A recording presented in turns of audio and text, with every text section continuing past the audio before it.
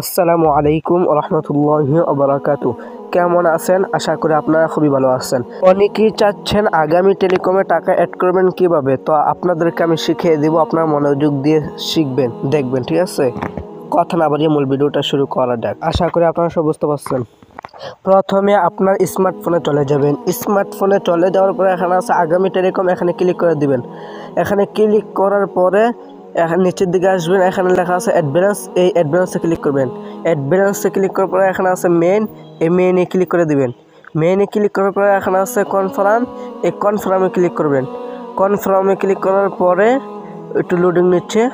তারপর যদি আপনার পার্সোনাল রকেট বা পার্সোনাল নগদ বা পার্সোনাল বিকাশ থাকে, এখানে ক্লিক করে দিবেন, ঠিক আছে? পার্সোনাল রকেট বা পার্সোনাল নগদ ভালো করে দেখেন। তারপর পার্সোনাল বিকাশ, আমি পার্সোনাল বিকাশ এখানে ক্লিক করে দিচ্ছি। ক্লিক করার পরে তারপরে এখানে লেখা আছে ইন্টার অ্যামাউন্ট, ঠিক আছে? আপনি কত টাকা অ্যাড করবেন এখানে ক্লিক করে দেবেন। তো আমি 500 টাকা দিয়ে দিচ্ছি। 500 টাকা দেওয়ার পরে এখানে নেক্সট আছে, নেক্সটে ক্লিক করবেন। নেক্সটে ক্লিক করার পরে এখানে দুইটা নাম্বার আছে, নিচের দিকে আসবেন, দুইটা নাম্বার, ঠিক আছে? এই নাম্বারটা বা দ্বিতীয় নাম্বারটা কপি করে নেবেন। কপি করে তারপরে বিকাশে সেন্ড মানি করে ট্রানজ্যাকশন আইডিটা এখানে ক্লিক করে দিয়ে দিবেন। এখানে লেখা আছে ইন্টার ট্রানজ্যাকশন আইডি, ঠিক আছে? এখানে দিয়ে দিবেন। এখানে দেওয়ার পরে নিচের দিকে আসবেন, ঠিক আছে?